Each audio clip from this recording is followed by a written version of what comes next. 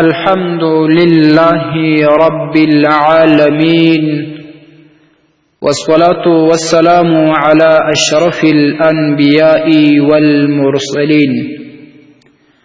معزز قدرمند درنو ورنو، ډیر کسان د رزق د تنګۍ ډیر شکایت کوي او کله کله وایي چې ولور را باندې فاته دی، مسافر یو او دغه ترڅنګ قرضونه نور هم را باندې دي. نو دغه د رزق د برکت، د رزق د پراخۍ لپاره وظیفه یا کوم ذکر یا دعا غواړي، هغه به موږ ورته ووایو.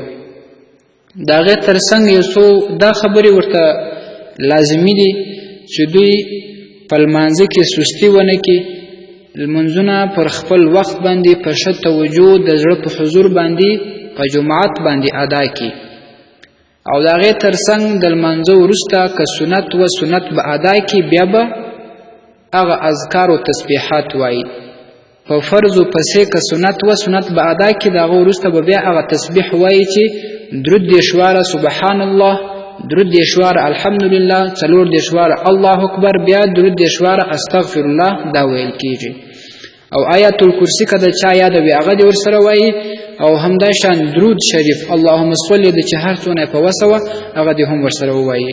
اووه واره یې ویلی سوله، لس واره یې ویلی سوله، چې هر څومره ډېره ووایي هغومره ثواب او برکات دي. دا به وایي د هغې ترڅنګ په روزانه ژوندون کې چې کوم قرآن عظیم شان زده وي د هغه تلاوت دې کوي، که یې نه وي زده اودس دې کوي، په لیکو باندې دې ګوته تېروي، داسې ورته ګوري دي او دغه ارمان دې کوي چې کاش زده مې وای، خو نور شیان دې وایي، یا بسم الله شریفه، یا کلمه طیبه، یا قل هو الله احد، یا نور الحمدلله شریفه، هر شی چې یاد هغه دې وایي، پر هغه لیکو دې ګوته تېروي.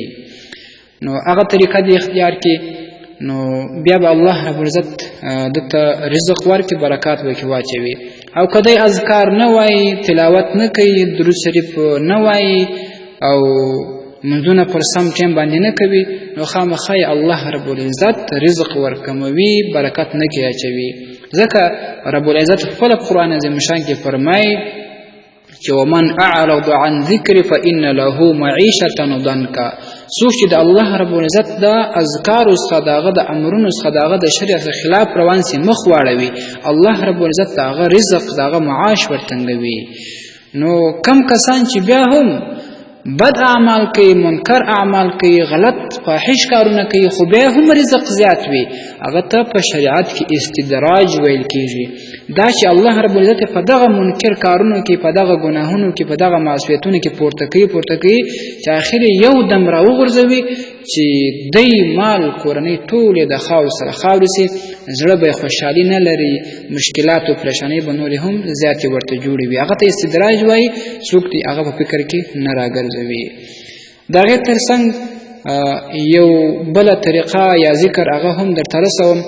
امام میا فقیر الله الحنفي رحمه الله په خپل کتاب قطب الارشاد کې رانقل کړې ده. هغه وایي چې صحابي مبارک حضرت سهیل ابن سعد رضی الله عنه وایي چې یو صحابي نبی علیه الصلاة والسلام ته راغلی، د خپل رزق د تنګۍ او د فقر او د مسکنت ډېر شکایت وکړي.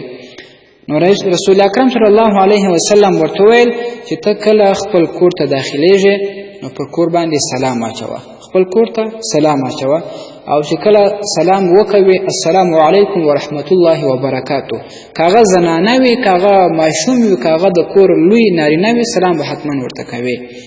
دغه وروسته به درود شریف وایه. نبی علیه الصلاة والسلام صحابي ته وایي چې ته به سلام بیا پر ما وایه. د نبی علیه الصلاة والسلام سلام پر هغه باندې ویل دا دی چې درود شریف ووایي. اللهم صل چې کوم په لمانځه کې ویل کېږي هغه به بیا د دغې وروسته ووایي. چې کله هغه خلاصه کړله بیا به سورة الاخلاص قل هو الله احد دا به تر پایه پورې ووایي، او په زړه کې به دا خواهش او تمنا ولري چې یا الله ما ته د حلال رزق راکړه، برکت کې واچوه، چې زه خیرات هم کې وکړم، صدقه هم کې وکړم، دا قرضونه هم خلاص کړم، د نورو خلکو حقونه را باندې د هغه هم خلاص کړم، او کوم چې زکات دی چې زکات نه صاحب د نصاب سم هغه ما ادا کوم. نو الله رب العزت به دته رزق ورکړي، برکت به کې واچوي. حضرت سهیل ابن سعد رضی الله عنه وایي هغه صحابي مبارک چې د خپل فقر او د مسکنت شکایت یې کړی و، د رزق د تنګۍ شکایت یې کړی و، دغه عمل چې نبي علیه الصلاة والسلام وروښوی هغه دغه فعل وکړي، نو الله رب العزت داسې ډېر رزق ورکړي چې آخر دا رزق خپلو همسایګانو او خپلو اقرباو ته هم ورکوي، هغو ته یې د دنیا خیراتولی صدقه کولی. نو معززو دغه طریقه اختیار کړئ، انشاءالله الله رب العزت به د حلالو رزق درکړي او بیا تاسې هم خپل واده پر ځای کړئ، په هغې کې صدقه خیرات کول او که صاحبان د نصاب شوی هغه زکات به ادا کوئ. تر بله مسلمانه هم دغه طریقه دغه نصیحت دا خبرې ورسوئ. ستاسې ورور حکیم الله صابر الحنفي، والسلام علیکم ورحمة الله وبرکاته.